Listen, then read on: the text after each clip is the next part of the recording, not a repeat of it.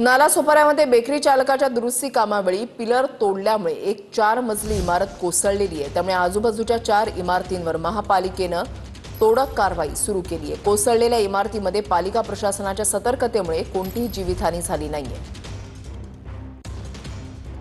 धोकादायक इमारतीचं सर्वेक्षण केलं होतं। त्यामध्ये ती C2B म्हणजे आहे त्या दुरुस्त करा अशा स्थितीचा अहवाल स्ट्रक्चरल ऑडिट आम्हाला प्राप्त झालं होतं। परंतु या इमारतीमधील ग्राउंड फ्लोअरला एक बेकरी होती, तिथं त्यांनी स्वतः काम करत होता अंतर्गत, त्यामुळे ती इमारत कमकुवत झाली।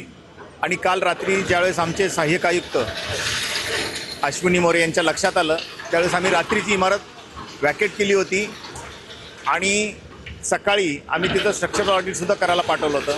परंतु दुपारी ही इमारत अजून कमकुवत झाली। आम्ही सर्व लोकांना बाहेर काढलं होतं, त्यामुळे कोणतीही जीवितहानी झाली नाही आणि ती इमारत कोलॅप्स झाली।